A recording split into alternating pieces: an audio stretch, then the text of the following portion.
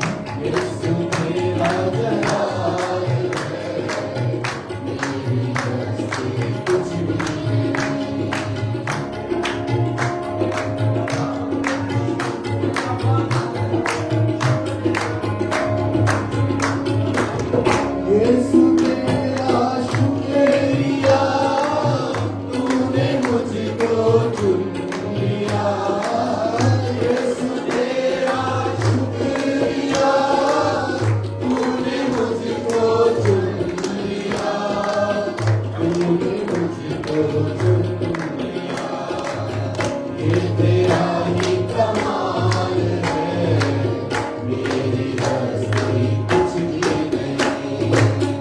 ये तेरा ही कमाल है, मेरी हस्ती कुछ भी नहीं। तेरे रूह से होके जुदा, तेरे रूह से होके जुदा, मेरी हस्ती कुछ भी नहीं। यीशु तेरा जलाल है, मेरी हस्ती कुछ भी नहीं।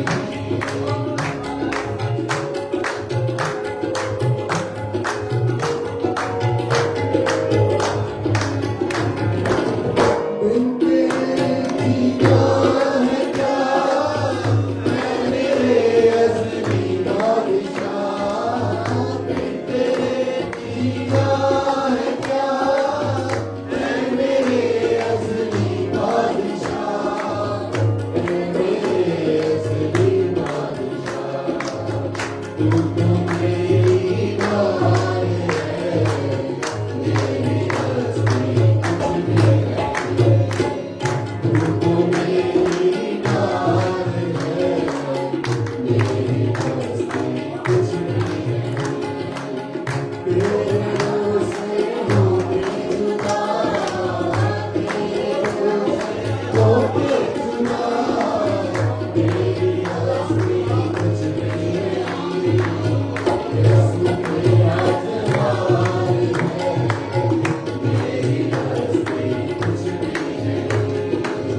तेरा जलाल है, तेरा जलाल है, तेरा जलाल, तेरा जलाल है, तेरा जलाल है, तेरा जलाल है, तेरा जलाल, तेरा जलाल है, तेरा जलाल है, तेरा जलाल है, तेरा जलाल, तेरा जलाल है। यीशु तेरा जलाल है, मेरी हस्ती कुछ भी नहीं। यीशु तेरा जलाल है, मेरी हस्ती कुछ भी नहीं।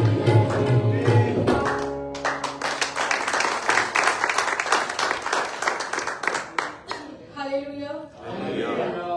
फर्स्ट पीटर चैप्टर 5 उसकी वर्स 6 में लिखा है, humble yourselves under God's mighty hand that he may lift you up in due time. Amen. इस वर्स का ये मतलब है, अभी जो हम ये गीत भी गा रहे थे कि खुदा ऐसे लोगों को पसंद करता है, who are like very down to earth, जो मतलब अगर खुदा उनकी जिंदगी में काम कर रहे हैं जो भी, तो वो ऐसा नहीं कि खुद की ये मैंने दुआ की तो ये हुआ, मतलब वो सारा जलाल और सारा जो शुक्र गुजारी है वो खुदा के नाम को जो है वो देते हैं। और बाकी ये हकीकत है कि हम खुदा के बगैर कुछ भी नहीं है। अभी जो हम सांस भी ले रहे हैं ये भी उसी की दी हुई सांस है।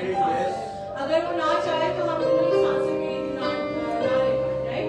तो इसीलिए हमारा ये हमारा फर्ज है कि हमारी ड्यूटी है कि हम हर वक्त उसका शुक्र करें और हर बात के लिए भले नेमते छोटी नेमते बड़ी नेमते, but it is very much important to acknowledge his blessings और जो उसमें उसका फजल है हम पे।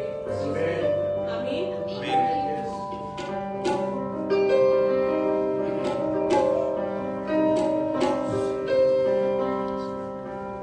जंगी जिंदगी लड़दा यहोवा, जंगी जिंदगी लड़दा यहोवा, ओ जग कदी नहीं हारे, ओ जग कदी नहीं हारे, ओ जग कदी नहीं हारे, ओ जग कदी नहीं हारे। जिन्ना अगे अगे चलदा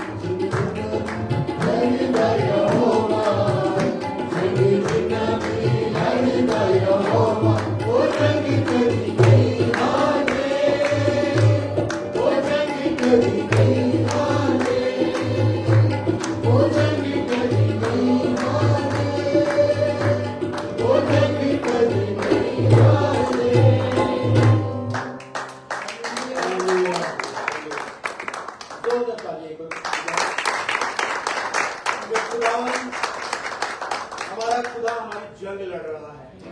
आमीन। तो फिर उस खुदा के लिए खुल के और जोर से ताली बजाएं पूरी एनर्जी के साथ।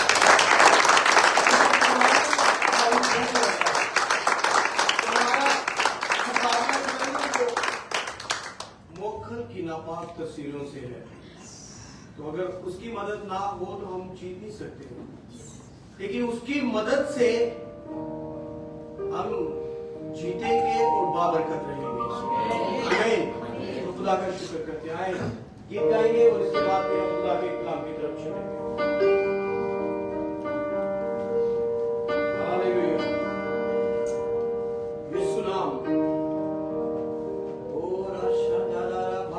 यीशु नाम जिंदगी का जाम, जिंदगी का वही आया। बेशक यीशु नाम जिंदगी का जाम, जिंदगी का वही आया।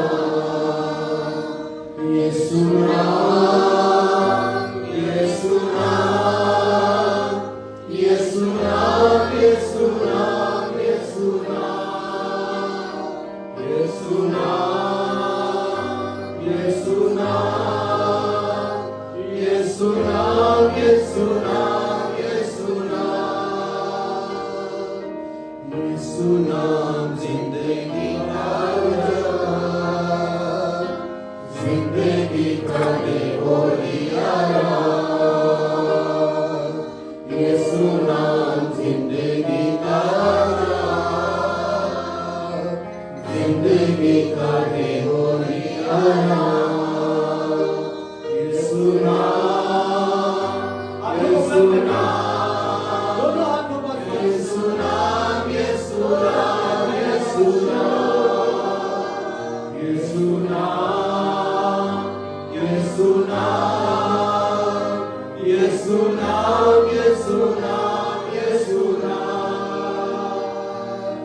यीशु नाम मुक्ति दिलाए,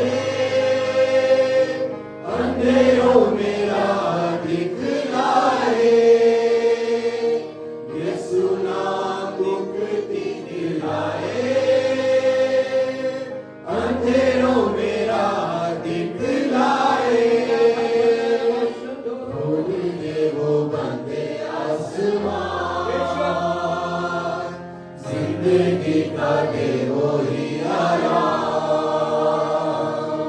खोल दे वो बंदे आसमान, जिंदगी का दे वो ही आराम। यीशु नाम, यीशु नाम, यीशु नाम, यीशु नाम, यीशु नाम, यीशु नाम, यीशु नाम, यीशु नाम, यीशु नाम, यीशु नाम। क्रूस पर लहू जो बहा है, दाग हर दिल का धुला है। क्रूस पर लहू जो बहा है, दाग हर दिल का धुला है।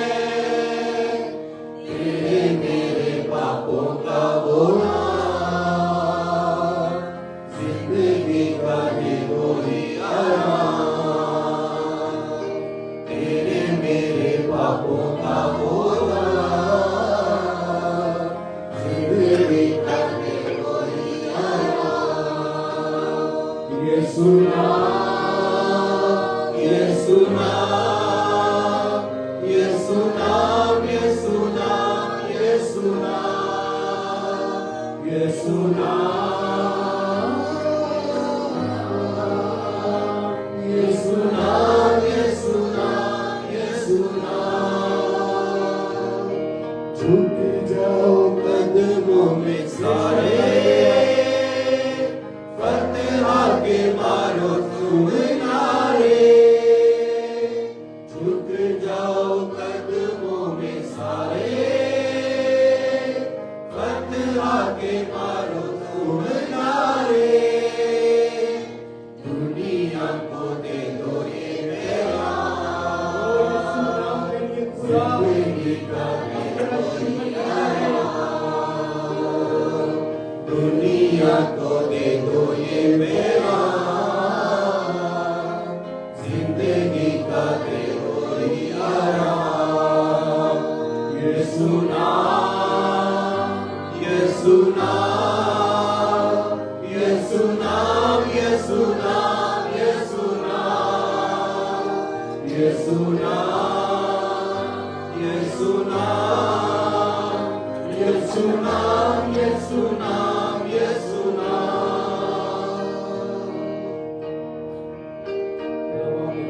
यीशु नाम मुक्ति दिलाए, अंधेरों में राह दिखलाए। यीशु नाम मुक्ति दिलाए, अंधेरों में राह दिखलाए। खोल दे वो बंदे आसमान, जिंदगी का दे वो ही आराम। खोल दे वो बंदे आसमान, जिंदगी का दे वो ही आराम। यीशु नाम, यीशु नाम, यीशु नाम, यीशु नाम, यीशु नाम, यीशु नाम, यीशु नाम, यीशु नाम, यीशु नाम, यीशु नाम। अपनी आंखों को बंद करेंगे, म्यूजिक को बंद करके वापस यही गाएंगे, यीशु नाम। हम तेरा शुक्र हो। यीशु नाम, आंखें बंद यीशु करके नाम, यीशु नाम, यीशु नाम, यीशु नाम, यीशु नाम,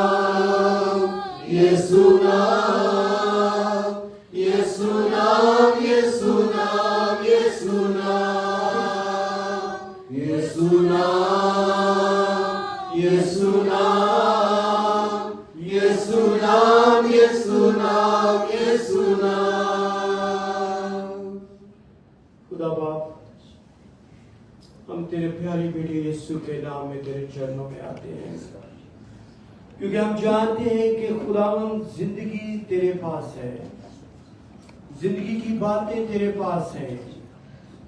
जिंदा कलाम खुदा तूने हमें दिया है, अब खुदा तू अपने कलाम को नाजिल फरमाने वाला है। आ और हमारी मदद कर पाकरू, पाकरू हमारा कंट्रोल ले, क्योंकि खुदा हम तेरे बगैर कुछ भी नहीं। आ और हमारी मदद और रहनुमाई कर और हमें सिखा, हम सीखना चाहते हैं, हम बढ़ना चाहते हैं। हम खुदा आज उन सारी बातों से दूर रहना चाहते हैं जो तेरे कलाम से आज आने वाली हैं। तेरा आसमान खुले, मैं खटूं खुदा और तू बढ़े, तो तेरा बेटा चला पाए।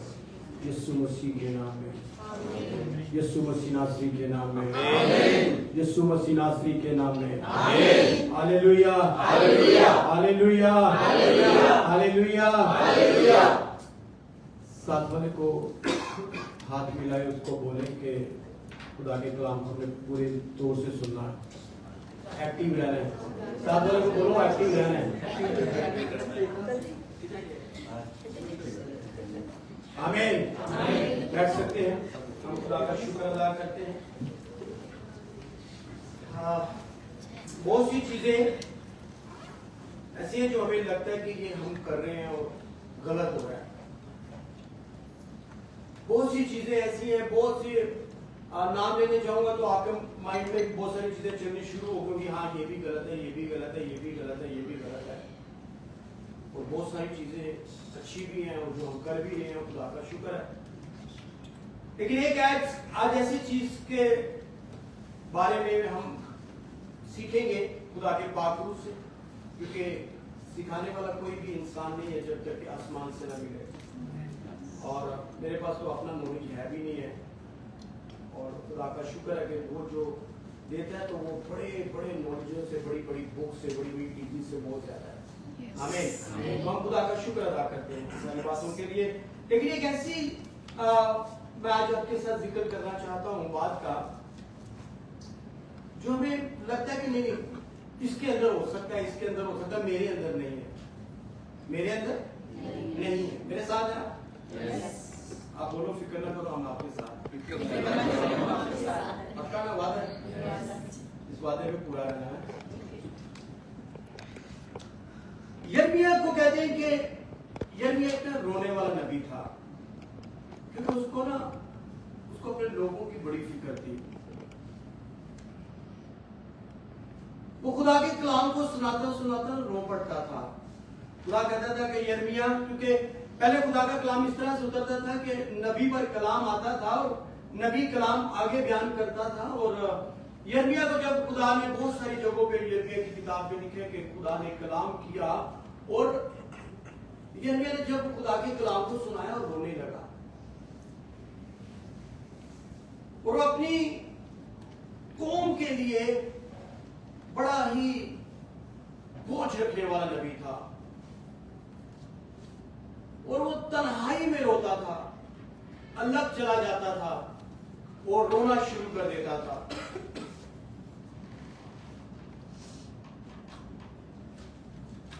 और खुदा ने उससे कलाम किया। ऐ मेरे साथ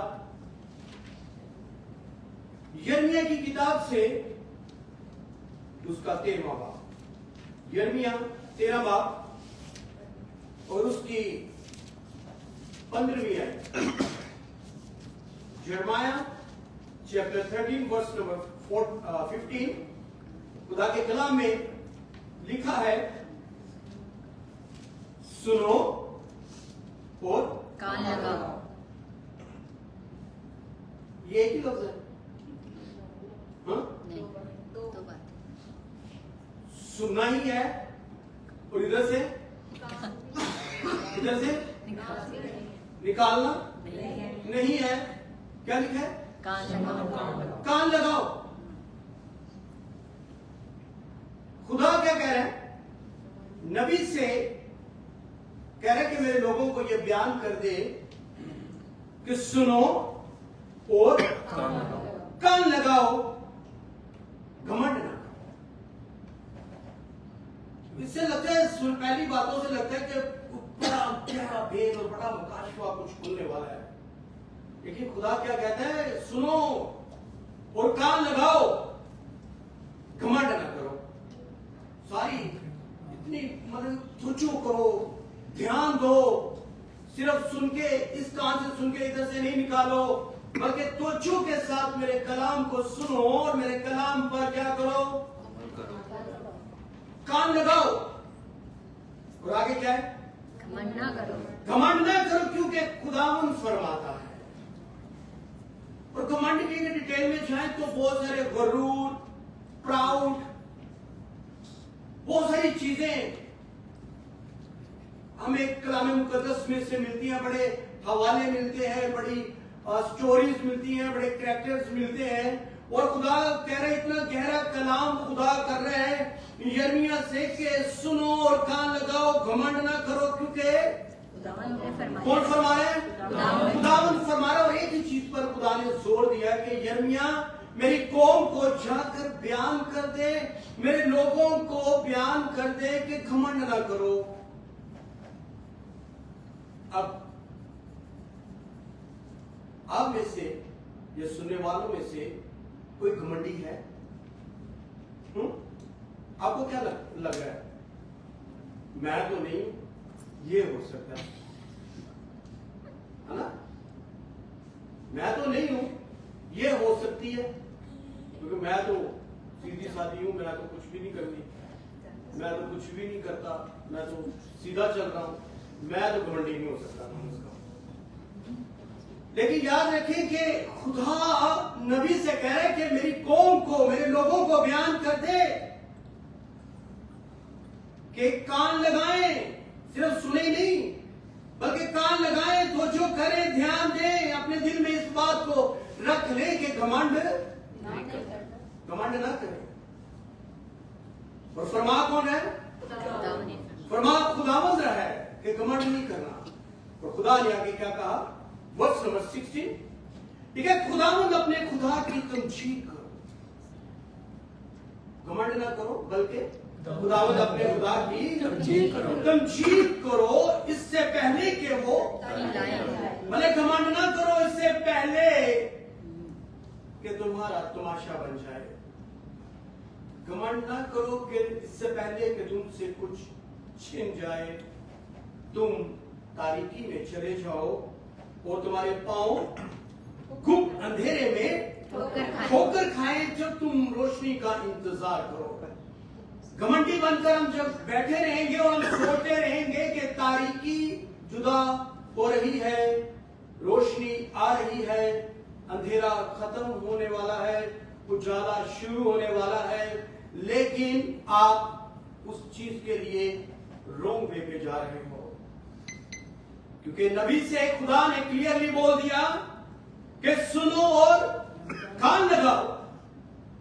और आगे खुदा के कलाम में लिखा है, और जब तुम रोशनी का इंतजार करोगे तो वो उसे मौत के साया से बदल डालेगा। सब कुछ ठीक चल रहा होगा, सब कुछ नॉर्मल लगेगा, सब कुछ लगेगा कि मैं तो ठीक हूं, मैं तो ठीक हूं, मैं तो ठीक हूं, मेरे अंदर हाँ ठीक है, थोड़ी सी ये बात है, हाँ ये भी चलो मैं कर लेता हूं, कर लेती हूं, ये लेकिन घमंड नहीं है कम से कम।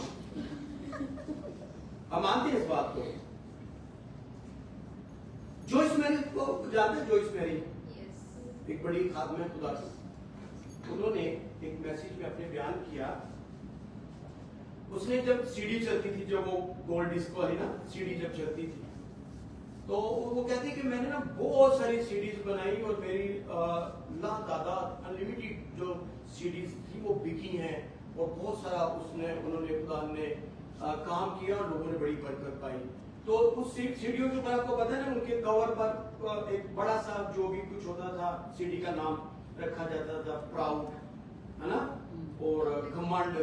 तो कहती कि मेरी सारी सीढ़ियां लाखों की तादाद में बिकी है, लेकिन जो घमंड वाली जो मेरी सीडी थी वो नहीं बिकी, क्योंकि जिसने भी ऊपर से नाम पढ़ा उसने बोला हाँ घमंड के बारे में छोड़ो, इसको क्या है, मेरे अंदर थोड़ी है, मैं इसमें से क्या सीखूं, ये जिसको जरूरत होगा ले लेगा।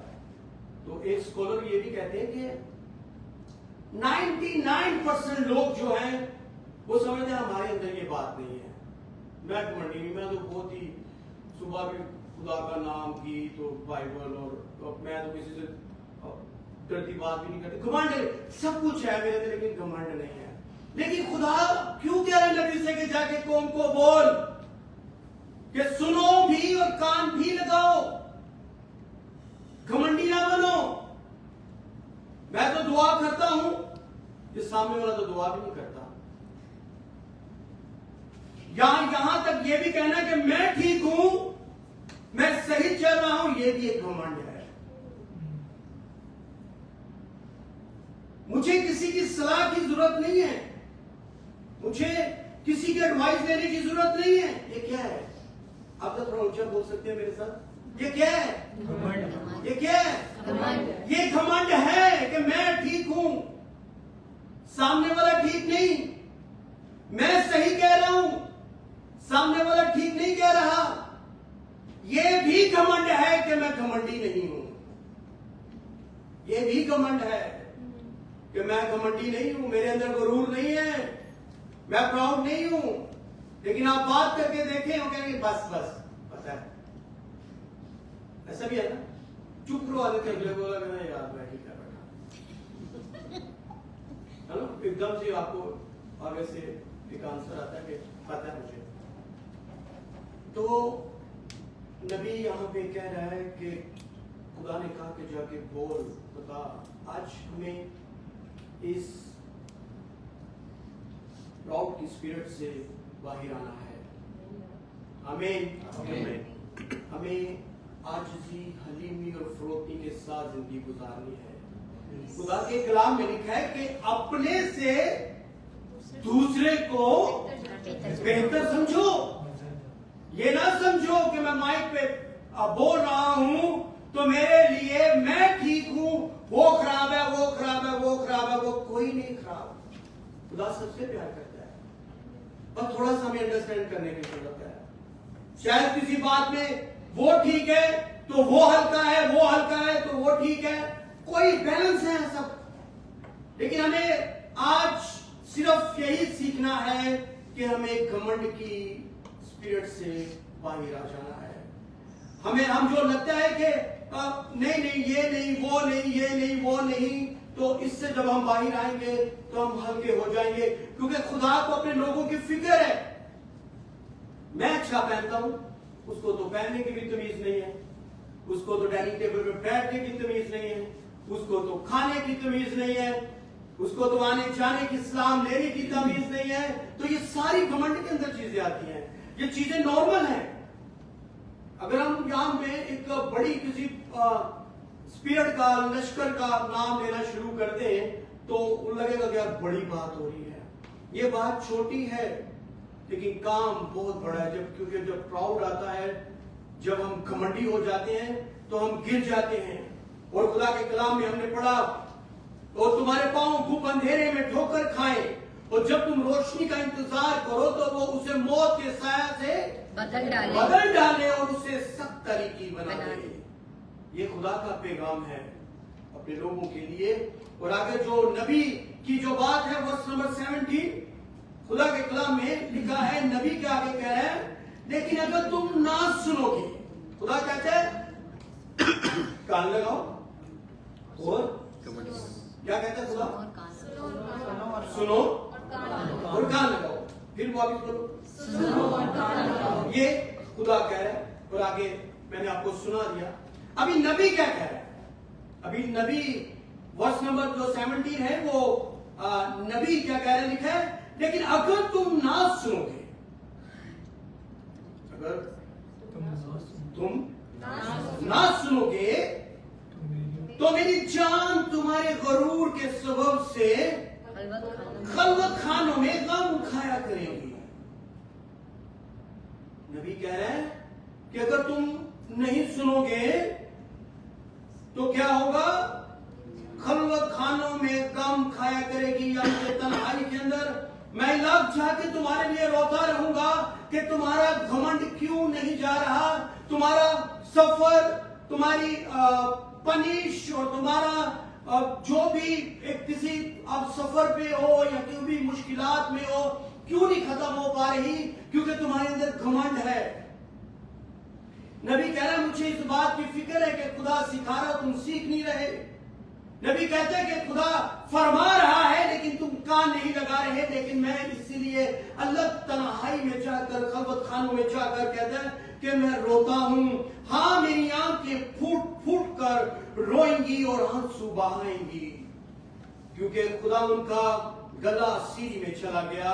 खुदा के लोग गुर्बत में चले गए, खुदा के लोग बीमारी में चले गए, खुदा के लोग परेशानी में चले गए हैं। और मैं रोता हूं इस बात के लिए कि लोगों का घमंड क्यों नहीं खत्म होता। कहते हैं कि मैं घमंडी नहीं हूं, मुझे इस कलाम की जरूरत नहीं है, मुझे सीढ़ी की जरूरत नहीं है, लेकिन खुदा आज फरमा रहा है कि मुझे घमंडी अच्छे नहीं लगते। और खुदा का कलाम हमें बार बार बयान करता है, खुदा का कलाम हमें बार बार ये बात को सिखाता है कि हमें घमंडी नहीं होना। हम समझते हैं कि हम ठीक है, लेकिन कहीं ना कहीं जो थोड़ा बहुत है वो आज यीशु मसीह नासरी के नाम में हम अपनी जिंदगियों से कैंसिल करते हैं। हम अपनी जिंदगियों से कैंसिल करते हैं। हम चाहते हैं कि हम आजिज़, हलीम और फ्रोतन जिंदगी गुजारें। अभी नूर ने मीटिंग चलाते हुए इतना खूबसूरत वर्डिंग बोली कि हम हैं क्या? हम शेखी मारने के लायक हैं? हम घमंडी होने के लायक हैं? नहीं। और खुदा का कलाम जब यहां पर यिर्मयाह की मार्फत लिखा गया है कि सुनो और मेरे साथ साथ नहीं, इस वर्ड के लिए सुनो और कान लगाओ। आप बोले सुनो और कान लगाओ, सुनो और कान लगाओ।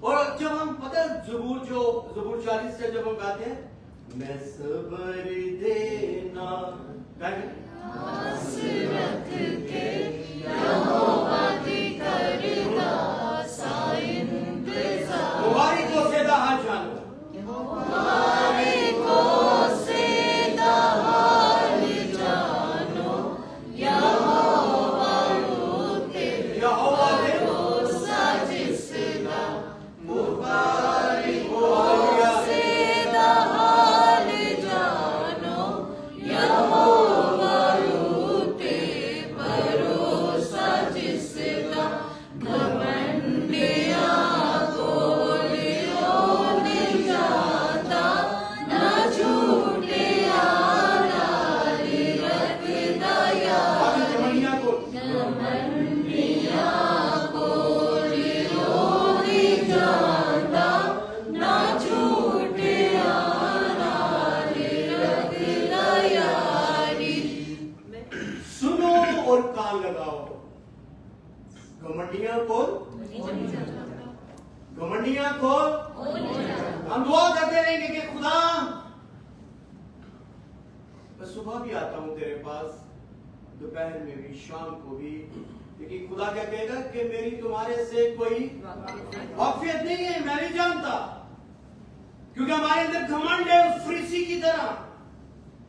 चर्च के अंदर बैठकर हम दूसरे से शाम जाते हुए सलाम लेना पसंद नहीं करते, ये घमंड है। हम किसी से बात करना पसंद नहीं करते। हम आते तो हैं, चर्च के अंदर होते हैं, लेकिन हमें बस जाने की भी जल्दी होती है। ये भी घमंड है कि खुदा की हजूरी के अंदर आप बैठकर खुदा की बरकत लिए बगैर आप जा रहे हैं। आपके अंदर ये भी घमंड है कि खुदा का कलाम उतर रहा है और हम सो रहे हैं, जल्दी बनी, कोई टेंशन नहीं बनो। हम पूरे वीक के बाद, 7 दिन के बाद, कितनी देर? 2 घंटे की मीटिंग, 1 घंटे की वर्शिप, 1 घंटे का मैसेज, लेकिन उसके बाद भी हम कहते हैं, हम यहां तक घमंडी हो जाते हैं कि खैर है, कोई बात नहीं। मुझे रिलैक्स करना है, मुझे यही जगह मिली है, दूसरी जगह नहीं है मेरे पास। पुलिस आता है, वो कहता है कि वो नहीं, ओहो कंधे आ गए। देखिए ये खुदा की इंसल्ट, खुदा की हुजूरी में आप बैठे चर्च में। वो खुदा के कलाम में क्या लिखा है कि चर्च के अंदर, हैकल के अंदर एक मासूल लेने वाला आता है और एक फरीसी आता है, और फरीसी के खुदा को चर्च के अंदर, अगर चर्च के अंदर फरीसी का ये हाल है, चर्च के अंदर बाइबल पढ़ने वाले का ये हाल है, शरीयत को जानने वाले का हाल ये है, शरीयत को सिखाने वाले का हाल ये है कि वो चर्च के अंदर बैठा और खुदा को कह रहे कि खुदा तुझे पता है 2 दफा रोजा रखता हूं, 3 दफा दुआ भी करता हूं, खुदा मैं दायकी भी टाइम पर देता हूं और पूरा हिस्सा लेकर आता हूं। खुदा तुझे पता है कि मैंने बेवा की भी हेल्प की है, मैंने किसी न किसी को कुछ न कुछ दिया है, मैंने खिलाया है। वो कौन है? वो कौन है? घमंडी है। चर्च के अंदर खुदा तो कहता है कि कौन से हाथ से दो और कौन से हाथ को पता भी नहीं चलना चाहिए, भाई वो पता भी नहीं चलना चाहिए। तुम्हारी जो सखावत है, तुम्हारी जो शुक्रगुजारी है, तुम्हारी जो लेन देन खुदा के साथ चल रहा है, वो दूसरे हाथ को भी पता नहीं चलना चाहिए। वो तुम हैकल के अंदर आके सुना रहे हो कि मैं दायकी भी देता हूँ, टाइम पर देता हूँ, शुक्रगुजारियां भी लेकर आता हूँ और मैंने बहुत सारे लोगों को खाना भी खिलाया है, और दूसरे साथ खुदा के कलाम में लिखा है, मेरे साथ इस बात को निकाल लीजिए, लूका की इंजील उसका 18वां, लूका 18। और यहां पर खुदा के कलाम में एक साथ में फरीसी है जो दुआएं करने वाला है, रोजे रखने वाला है, और एक जो है उसके साथ कौन है, और उसके एक साथ है जो गुनहगार है। और 11वीं आयत, 18 बाब की 11वीं, फरीसी खड़ा होकर अपनी जी में यूं दुआ करने लगा, और वो दुआ कर, उसकी दुआ का स्टाइल देखें। हमें दुआ करनी खुदा सिखाता है कि खुदा मुझे हलीम कर, खुदा मुझे अपने जैसा कर, खुदा मैं पाक रूह को अपनी जिंदगी में मांगता हूं, मांगती हूं। और यहां पर लेकिन फरीसी का दुआ करने का स्टाइल ये है कि वो खड़ा हुआ है और अपने जी में यूं दुआ करने लगा कि आए खुदा मैं तेरा शुक्र करता हूं कि बाकी आदमियों की तरह नहीं हूं, जालिम, बेइंसाफ, जनाकार या इस मसूल लेने वाले की मानी नहीं हूं। साथ में मसूल वाला भी बैठा हुआ है और कहता है कि उसकी दुआ करने का स्टाइल देखें, उनकी बातें देखें, उसकी कन्वर्सेशन देखें अपने खुदा, अपने मसीहा के साथ, कि हैकल के अंदर भी इतना ज्यादा जरूर क्या फायदा ऐसा देने के लिए। और खुदा के कलाम में लिखा है कि वो आगे कहता है कि मैं हफ्ते में 2 बार रोजा रखता हूं और अपनी सारी आमदनी पर दायकी देता हूं, लेकिन मसूल लेने वाले ने दूर वो खड़ा हुआ, वो मसूल तो ले रहा था लेकिन उसके अंदर घमंड नहीं था। मसूल तो ले रहा था, शायद वो दुआ इतनी ना करता हो, शायद वो इतनी शरीयत की किताब ना जानता हो, लेकिन उसके अंदर खुदा का खौफ था और वो घमंडी नहीं था। और क्या कहता है, लेकिन मसूल लेने वाले ने दूर खड़े होकर इतना भी ना चाहा कि आसमान की तरफ आंख उठाए, बल्कि आपको पता है कि जब कोई इंसान पे ऐसी बात बनाती ना कि यार मैं क्या करूं, मुझे समझ ही नहीं आ रही, तो फिर वो छाती पीटता है। हमारे ज्यादातर पंजाबियों में आपको पता है, जब कभी कोई खुदा ना करे कोई मौत हो जाती है, तो जब समझ नहीं आती कि किया क्या जाए, तो लोग छाती पीटना शुरू कर देते हैं कि हाय खुदा क्या हुआ।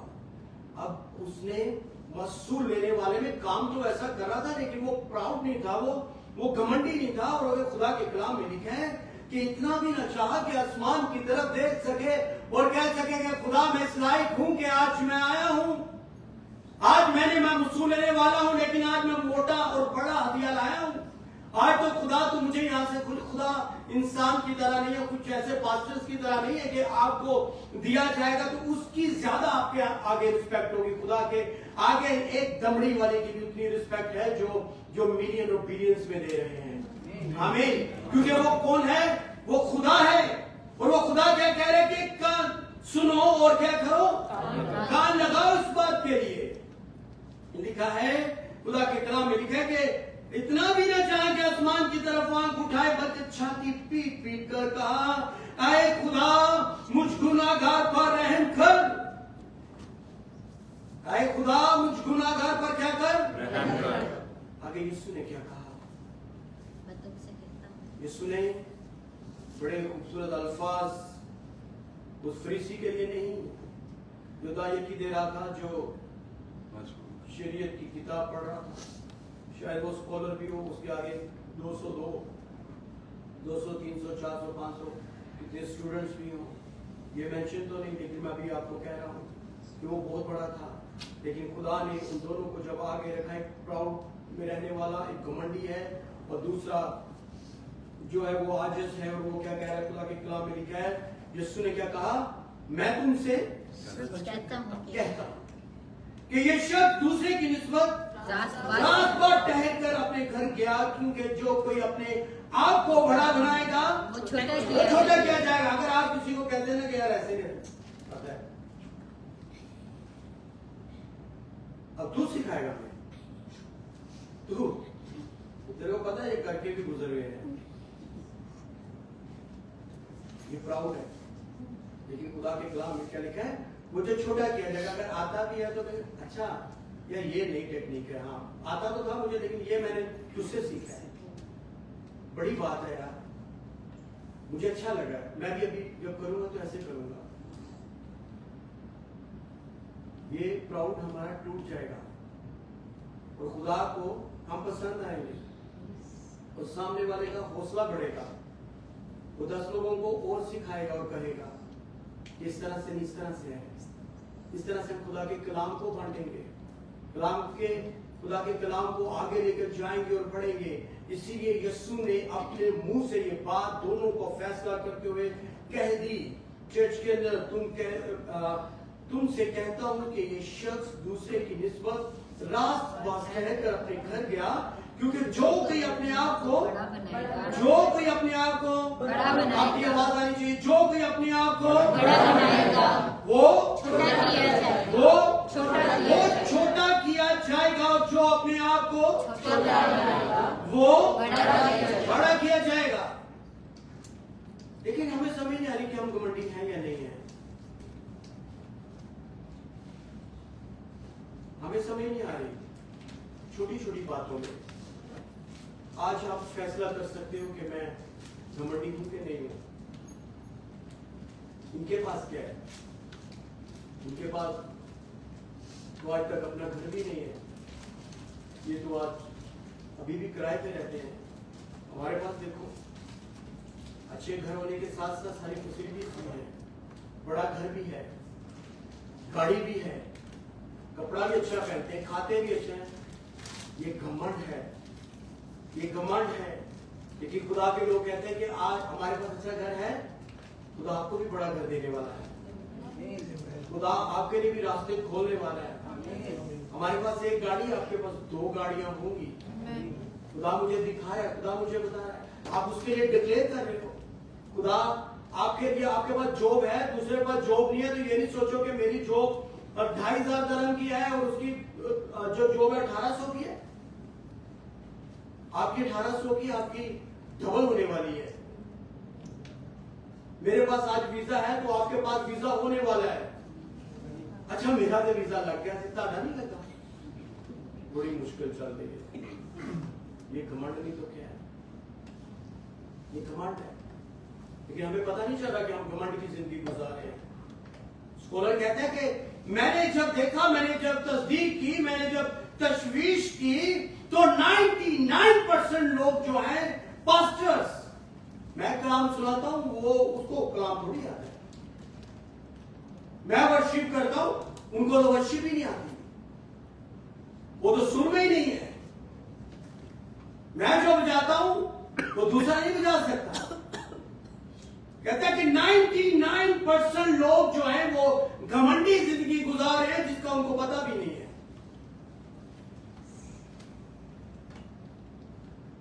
हमें आज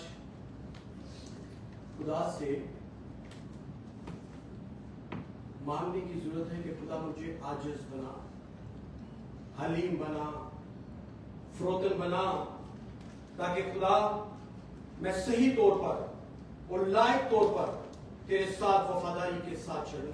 और खुदा के कलाम में जब हम पढ़ रहे हैं कि खुदा का कलाम क्या कह रहे हैं कि सुनो और क्या करो, आज वक्त है। मैं आपको बता रहा हूं कि आज क्या है।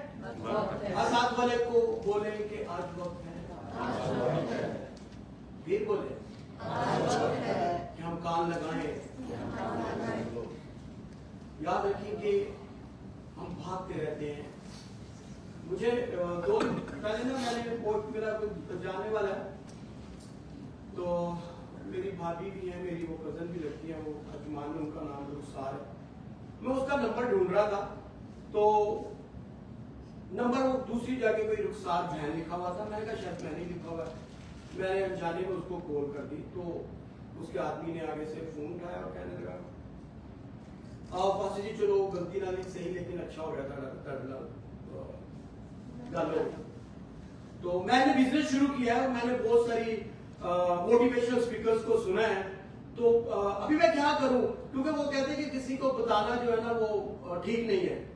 मैं बिजनेस बंद कर देती हूँ, बताना ठीक नहीं है।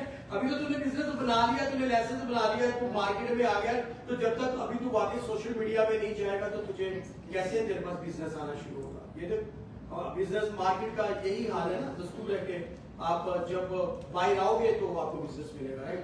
तो कहने का मतलब अभी यह है कि यहाँ पर खुदा के कलाम को जो सीख रहे हैं उस बात को हटाकर अभी मैं बोलने लगा, आपको समझ आ जाएगी। लिखा है सुनो और क्या करो, सुनो और कान लगाओ। और कान हमने सोशल मीडिया पर लगाया हुआ है। हमने ऐसी आवाजों पर कान लगाए हैं कि रिश्तेदारों ने ऐसे बोल दिया, हमारे रिश्तों में, और चाचा ने, मामा ने, ताया, जो भी आप कुछ ले सकते हैं, आप ले सकते हैं कि रिश्तेदारों ने ऐसे बोल दिया, उन्होंने बोल दिया। हमने कान ऐसी जगहों पे लगाया, हमने बैड न्यूज पे लगा के रखा हुआ है कि क्या वो होते ना, वो अच्छा मेरा भी आता यकीन करो, इसीलिए मेरा ना दिल घबरा रहा है, मुझे लग रहा है कुछ होने वाला है ना। उसका पहले दिल घबरा रहा था, वो सोच रहा कि मेरे साथ भी अभी ऐसा ना हो जाए। हमने कान लगाया, हमने गलत जगहों पे कान लगाया। हम खुदा के कलाम पर जब कान लगाएंगे तो यकीनन हम बाबरकत होते चले जाएंगे। खुदा ठंडे वक्त में आता है, और ठंडे वक्त में आया और आदम और हवा से क्या कहा कि तुम सारे फल खा लेना, किसी की बाबत कोई रोक टोक नहीं है, लेकिन कान लगाया कि इस फल को नहीं खाना, उसी फल को खाया। तो फिर क्या हुआ? सारी जिंदगी की ख्वाहिश। आज कलाम में लिखा है कि घमंडी ना बनो, घमंड ना करो, तुम्हें तुम्हारा फिदिया दिया गया है और तुम पाक हो। लेकिन आदम और हवा ने क्या किया था? सिर्फ और सिर्फ सारी बातों को सुना, लेकिन कान नहीं लगाया, और वही बात और वही काम किया जो कहने के मना किया गया था कि इसको नहीं करना। आज हम अपने आप को पूरे तौर से खुदा के हजूर में लेकर आए और जाने के खुदावन हमारा खुदा कैसा मेहरबान है। आप आए मेरे साथ खुदा के कलाम में से एक वर्स निकाले, जल्दी से कोई निकाले और पढ़े। पहला कुरिन्थियों पहला बाब और उसकी 31वीं आयत। फर्स्ट कुरिन्थियंस चैप्टर 1 वर्स नंबर 31 लिखा है, ताकि जैसे लिखा है वैसे ही हो। जो फख्र करे वो खुदावन पर फख्र करे। वो ये ना कहे कि नहीं इस बिजनेस को मेरी मेहनत से चला है। वो ये ना कहे कि मेरे बगैर घर नहीं चल सकता। वो ये ना कहे कि मैं नहीं बनाऊंगी तो ये नहीं खा सकते, मैं नहीं कमाऊंगा तो इनका पूरा नहीं हो सकता। वो ये ना कहे, लिखा है खुदा के कलाम में पौलुस रसूल फरमा रहा है, ताकि जैसे लिखा है, बाइबल मुकद्दस में लिखा है कि घमंड ना करो। और बाइबल मुकद्दस बयान कर रही है कि वैसा ही हो जो फख्र करे वो किस पर करे? वो किस पर करे? अपने हाथों को आसमान की तरफ उठाकर, चेहरों को आसमान की तरफ उठाकर एक बात होकर, एक आवाज होकर बोले कि जो फख्र करे वो खुदा आमीन, हालेलुया। हमारा फकर कौन है? यीशु मसीह नासरी। हमारी आवाज कौन है? कहते हैं कि मैं बियाबान में पुकारने वाले की आवाज हूं। मैं आया इसलिए हूं कि मैं राह को तैयार करूं। और आज नबी की मार्फत हमें कलाम मिला, यिर्मयाह की मार्फत क्या कह रहे कि सुनो और क्या करो, कान लगाओ। इसीलिए पहला पत्रस 5 और 6 आयत और 6 आयत भी पहला आपने नूर ने पढ़ी थी और खुदा के कलाम से मैं फिर वापस उसको दोहराने लगा हूं। ठीक है, ऐ जवान तुम भी बुजुर्गों के ताबे रहो। ऐ जवानो तुम भी बुजुर्गों मेरे के साथ हैं, Yes. सुन क्यों नहीं लग रहा? मेरे साथ हैं Yes. वापिस। ठीक है, तुम भी बुजुर्गों के ताबे रहो। तुम भी बुजुर्गों के ताबे रहो। ताबे रहो, बल्कि सब के सब एक दूसरे की खिदमत के लिए एक दूसरे की खिदमत के लिए टांग खींचते रहो। रोतनी से हाँ? क्या कमर बस्ता रहो। क्या करो? खिदमत के लिए रोतनी से फ्रोतनी से कमर बस्ता रहो, इसलिए कि खुदा बुरों का मुकाबला करता है। खुदा नहीं लिखा कि खुदा उस कोई मतलब है जहाँ पे कोई डेफिनेशन ऐसी नहीं लिखी हुई कि खुदा कर्जा देने वाले की, शराब पीने वाले की, जिना करने वाले की, लालच करने वाले की। सिर्फ बात अभी घमंड की हो रही है। और हमने ज़बूर 40 भी गाया, घमंडियां को वो नहीं जानता ना छूटिया ना वो पतरस वो पतरस जिसने खुदा यीशु मसीह का इनकार भी कर दिया था। और यहाँ पर वो बयान कर रहा है इसलिए कि खुदा मगरूरों का मुकाबला करता है मगर फ्रोतनों को। तकलीफ आप ये में देखें कि खुदा को भी घमंडी पसंद नहीं है। खुदा भी घमंडियों का मुकाबला कर रहा है। वो जिसका मुकाबला खुदा कर रहा है, सोचिए कि उसका हाल क्या होगा। वो जिंदगी तो जिएगा, वो सांस तो खुदा अपने टाइम के मुताबिक उसकी लेगा, अपने टाइम के मुताबिक उसको बुलाएगा। लेकिन ये बात को याद रख लें कि वो खुदा के साथ मुकाबला कर रहा है। वो अपने ऊपर, अपने बातों पर, अपनी स्टडी पर, अपने नॉलेज पर, अपने हुनर पर, अपने फन पर वो जो है वो तकिया कर रहा है कि मुझे पता है कि मैं कहीं पर भी जाऊं, कहीं पर भी खड़ा हो जाऊं, मुझे पैसे की कमी नहीं। लेकिन खुदा का वो मुकाबला कर रहा है क्योंकि उसके पास बेचैनी है, उसके पास सुकून नहीं है। वो रोता है लेकिन नजर नहीं आता। वो अंदर से कितना टूटा और बेचैन हो चुका है, वो खानदान, वो फैमिली, वो जिंदगी, क्योंकि उसने खुदा का मुकाबला किया है।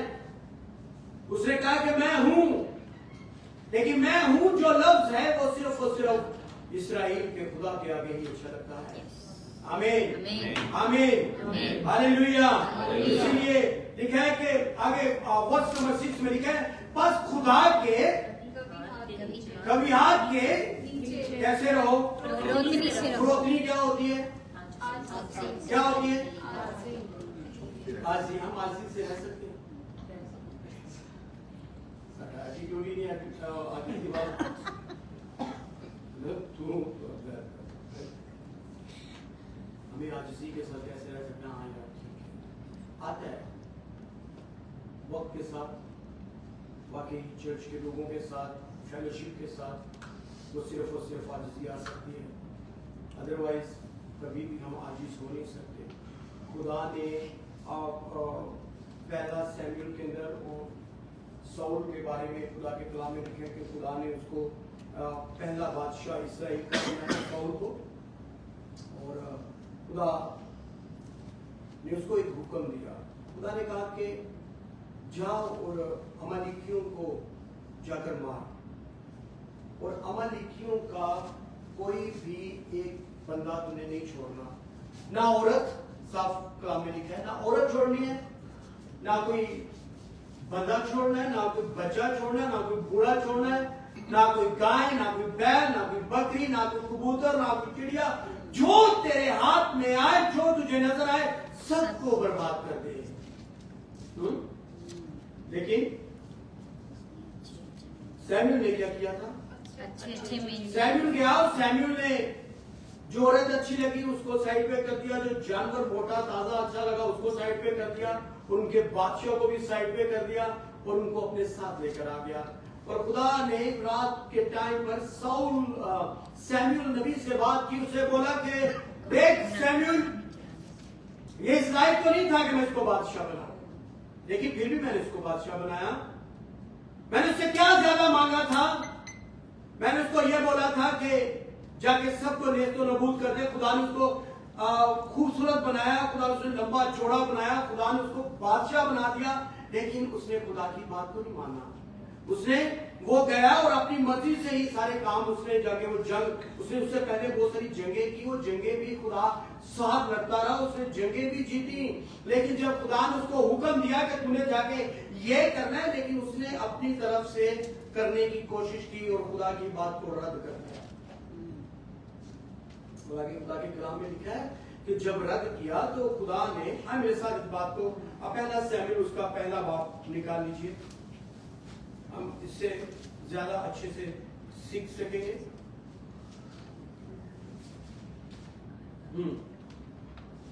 तो खुदा ने जब उसको ये हुक्म दिया और उसने जाकर ये सारा कुछ करने के बाद, वो मैंने बताया कि आपको वो अच्छी अच्छी चीजों को लेकर आ गया, और साउल ने, और खुदा ने जाकर सैमुएल नबी से कहा कि जाओ और उसको जाके मेरा भी पैगाम दे। पैगाम क्या था?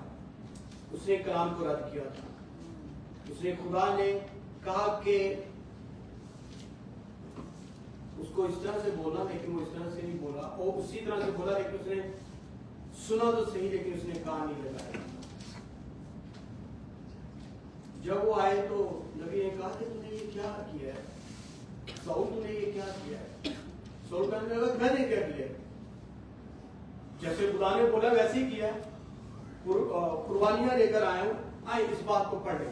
तब खुदा का कलाम पहला सैमुएल उसका 15 बाब उसकी 10वीं से मैं पढ़ने निकल। तब खुदा उनका कलाम सैमुएल को पहुंचा कि मुझे अफसोस है कि मैंने साउल को बादशाह होने के लिए मुकर्रर किया, क्योंकि वो मेरी पैरवी से फिर गया और उसने मेरे हुक्म नहीं माने। बस सैमुएल का गुस्सा बढ़ा। अब नबी जो था वो गुस्से में आया और लिखा कि वो सारी रात खुदावंद से फरियाद करता रहा, और सैमुएल सवेरे उठा के सुबह साउल की मुलाकात करे, और सैमुएल को खबर मिली कि साउल किरमल को गया है और उसने अपने लिए यादगारी कर। मैं आपको ऐसे ही बता देता हूँ, टाइम अब हमारे पास आगे थोड़ा कम है। जब वो गया तो खुदा ने उससे बात की, और खुदा ने कहा कि इससे पूछ के तूने ऐसे क्यों किया? कहने लगा मैंने खुदा के हुजूर में कुर्बानी चढ़ानी थी, मैंने इसीलिए मोटा जानवर भी ले आया हूँ, देख मैं उसके बादशाह को भी उठा के ले आया हूँ। सैमुएल को बड़ा गुस्सा है कि तूने खुदा के कलाम को रद्द कर दिया, तू इतना ज्यादा घमंडी हो गया कि तू खुदा के कलाम को रद्द करे।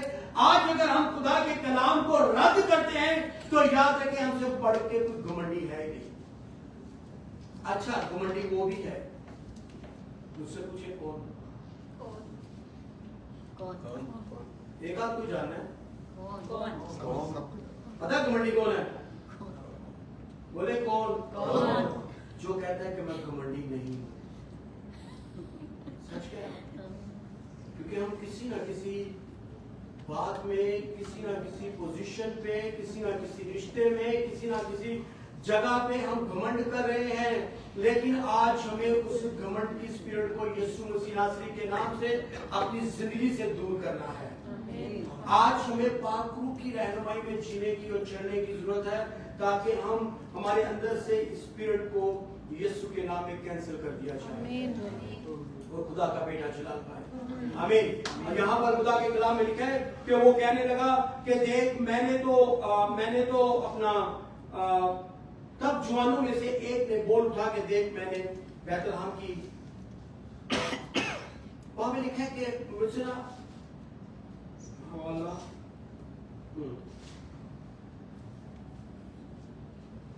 फिर सैमुएल साउल के पास गया और साउल ने उससे कहा तू खुदावंद की तरफ से मुबारक हो, मैंने खुदावंद के हुक्म पर अमल किया है।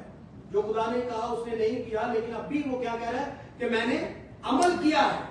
सैमुएल ने कहा फिर ये भेड़ बकरियों का बनाना और गाय बैलों का बनाना कैसा जो मैं सुनता हूँ।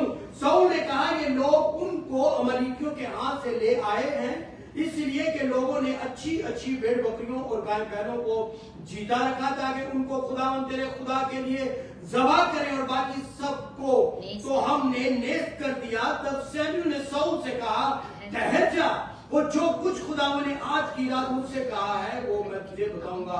कहता है कि खुदा ऐसे हुआ, मैंने ऐसे किया, ऐसे खुदा ने कहा मैंने ऐसे। खुदा नबी क्या कहता है, रुक जा, ठहर जा, मैं तुझे बताता हूँ कि कल रात हुआ क्या है।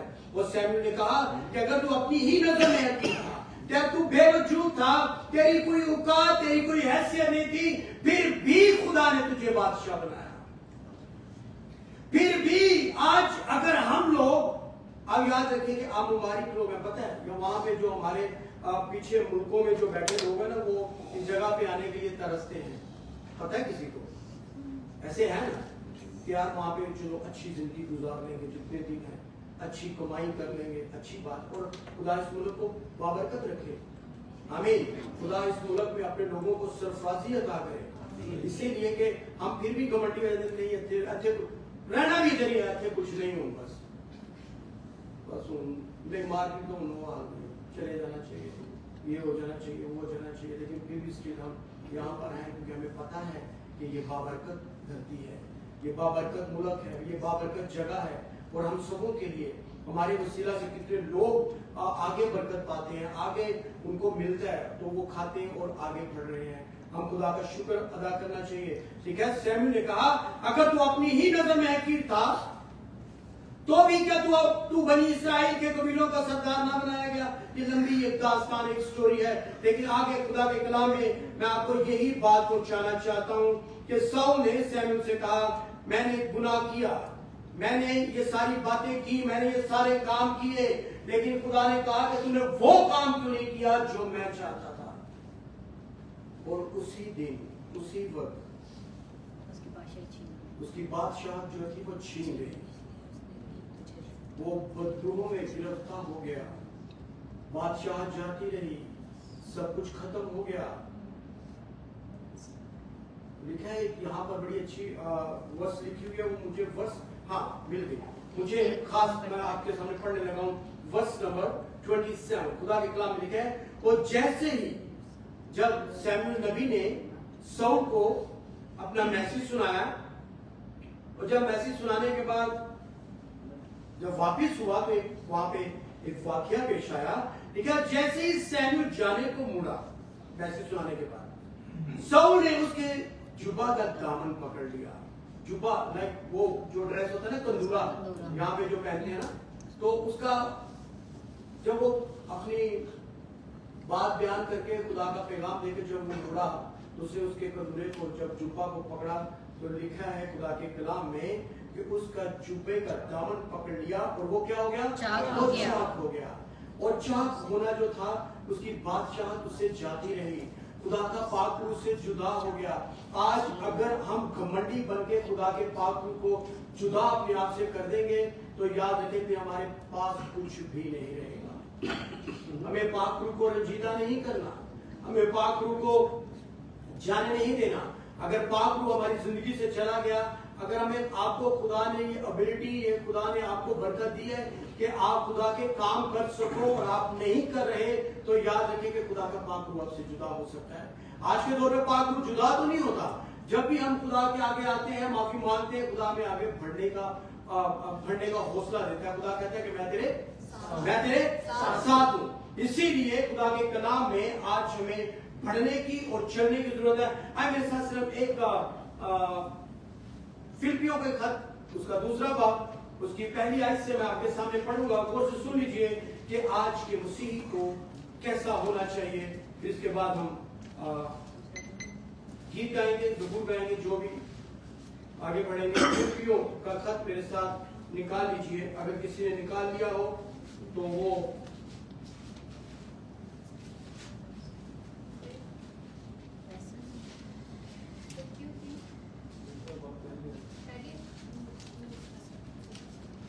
जी फिलिपियों का खत निकाल लिया जी, पहली आयत से पढ़े। वर्ष में भाइयों, माइक आपके हाथ में है ना, माइक पे पढ़ो। वर्ष में भाइयों खुदावंद में खुश रहो।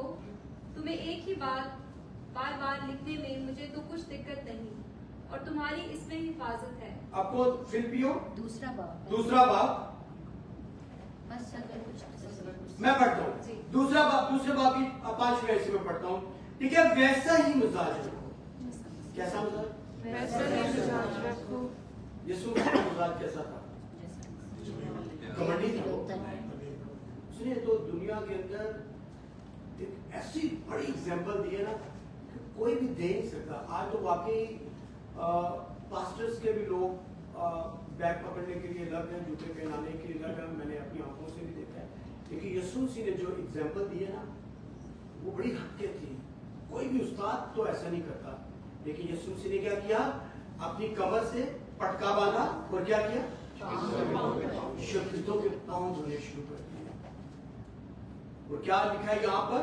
6वीं आयत में 5वें आयत में लिखा है, वैसा ही मिजाज रखो जैसे मसीह यीशु का भी था।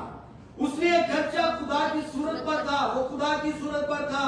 खुदा के बराबर होने के कब्जा में रखने की चीज ना समझा, बल्कि अपने आप को क्या कर दिया? और हमने अपने आप को क्या कर दिया? हमने अपने आप को क्या कर दिया? भर दिया। कौन सी आवाजों से? घमंड की बातों से भर दिया, नापाकी की बातों से भर दिया, लालच से, बुराई से, हसद से, गुस्से से, नफरत से भर दिया। लेकिन आज हम सीख रहे हैं कि घमंड हमारी जिंदगी में नहीं होना चाहिए। हम सुनेंगे भी और कान भी लगाएंगे। अब साथ वाले को हल्ला कर बोलना है, हम सुनेंगे भी और कान लगाएंगे। आमीन आमीन। लिखा है, वैसा ही मिजाज रखो जैसे मसीह यीशु का भी था। और आगे 8वीं आयत पढ़ने लगा हूं, और इंसानी शक्ल में जाहिर होकर अपने आप को पस्त कर दिया, और यहाँ तक फरमाबरदार रहा कि मौत बल्कि सुनी भी मौत द्वारा की। इसी बात से खुदा ने भी उसे बहुत सरबलंद किया, इसीलिए खुदा ने उसको भी बहुत सरबलंद किया। आज अगर हम भी खुदा के जैसे मिजाज जब होगा, आपने ये बात तो सच है, कोई इनकार नहीं कर सकता।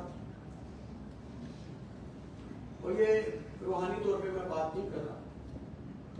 मैंने बहुत सारे मतलब ऐसे लोग देखे हैं कि जो वाकई जो जिनके पास हर तरह की ब्लेसिंग है, और खुदा किसी का तरफदार नहीं। उसने हमारे इर्द गिर्द हम ऐसी मुल्क में रहते हैं कि हमें हर एक जगह पे, हर एक स्टेप पे एक नई नस्ल का और एक नए दूसरे रिलीजन का इंसान मिलता है, और हम देखते हैं उनमें बहुत से बाबरकत लोग भी हैं। आमीन। क्योंकि किसी का खुदा तरफदार नहीं है, और उनके अंदर वाकई जिनके पास होता है वो आजिज भी होते हैं, वो हलीम भी होते हैं, उनको बात करने का भी पता नहीं होता। और लेकिन हमारे जिनके पास कुछ नहीं होता ना, तो वो भूरियां निकाल के निकलते हैं, वो घमंडी बन के निकलते हैं, वो दिखाने के लिए निकलते हैं कि देखो हम भी कुछ है ना। वो घमंड जब खत्म होगा तो खुदा के कलाम में यीशु मसीह के लिए लिखा है, और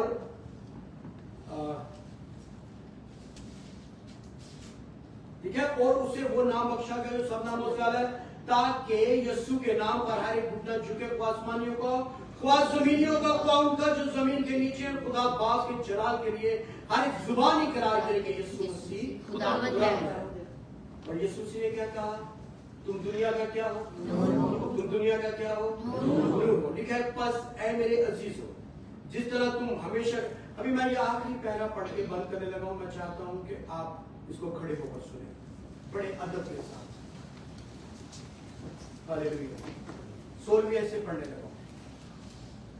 बेशक आपके पास अगर खुदा का कलाम है तो उसको देखते रहे मेरे साथ, नहीं है तो सुने और क्या करें? सुने और कान लगाएं। ठीक है, बस है मेरे अजीजों, जिस तरह तुम हमेशा से फरमाबरदारी करते आए हो, उसी तरह अब भी ना सिर्फ मेरी हाजिरी में बल्कि इससे बहुत ज्यादा मेरी गैर हाजिरी में डरते और कामते हुए अपनी निजात के काम किए जाओ। घमंड ना करो, निजात के काम कामते हुए, डरते हुए करते चले जाओ। ठीक है, क्योंकि जो तुम में नियत और अमल दोनों को अपने नेक इरादे को अंजाम देने के लिए पैदा करता है। वो खुदा है। वो खुदा है।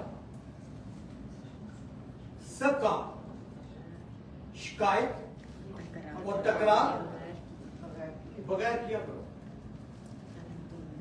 ये बोलने लगा क्योंकि इस पे मुझे जोर डालने की जरूरत है, क्योंकि आप सोचें कि आप जो काम कर रहे हैं, खासतौर पे खुदा के कलाम में लिखा है, जो कुछ करते हो करो कि खुदा के लिए करते हो, फिर जो कुछ करते हो ये जानकर करो कि खुदा के लिए करते हो।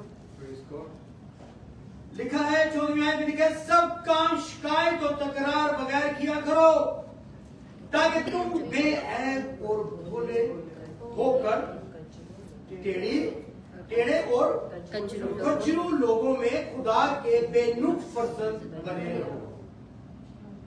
हम कैसे बेइल्जाम हो सकते हैं? जब हम खुदा के हाथों में अपने आप को देंगे तो ये सारी चीजें हमारे अंदर आएंगी, जिनके दरमियान तुम दुनिया में चिरागों की तरह दिखाई देते हो, दुनिया में चिरागों की तरह दिखाई देते हो और जिंदगी का कलाम पेश करते हो, ताकि मसीह के दिन मुझे फख्र हो कि ना मेरी दौड़ धूप बेफायदा हुई, ना मेरी मेहनत, और अगर मुझे तुम्हारे ईमान की कुर्बानी और खिदमत के साथ अपना खून भी बहाना पड़े तो भी खुश हूँ, और तुम सब के साथ खुशी कर खुदावंद का जिंदगी बख्श पाक कलाम का पढ़ा और सुना चाहना हम सबों के लिए भाई से बरकत हो। आमीन। खुदा का शुक्र हो। अभी अगर इसकी मैं तफसीर में जाऊंगा, इसकी डिटेल